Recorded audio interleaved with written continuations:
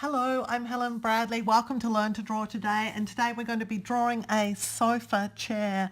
So we're going to start with the base of the sofa, and we're going to make that as a sort of shallowish three-sided rectangle. So it's just a shape just like this. Now we're going to build the arms up, and they're just like a little sort of circle shape, and then they come down into the sofa.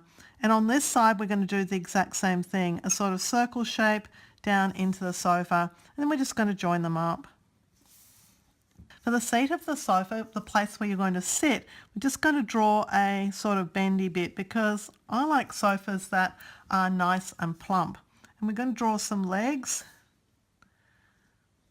so it can stand up. And then we're going to do the back of the sofa. And so that's going to start about here, and it's going to be a nice sort of round shape, a nice comfy sofa. And then we're going to draw a sort of protector across the back, and it's going to have some little tassels on it. So just 2 or 3 lines coming out from the same point are all you need to suggest a tassel. And what about we put the sofa on a mat, on a sort of rug? So we're going to draw our rug in here, and the rug can have tassels too.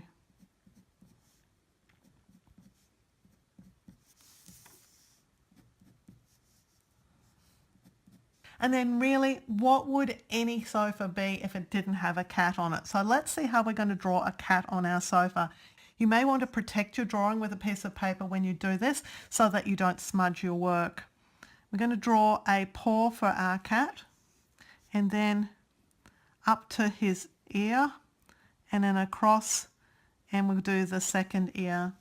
Now we'll come out of the back of the head here and just do a nice sort of curly bit and into his tail. And then he's going to have a couple of legs here. He's asleep because it's a really comfortable sofa. And we'll just add the facial features into our cat, and you can add a little bit of detail into the ear if you like.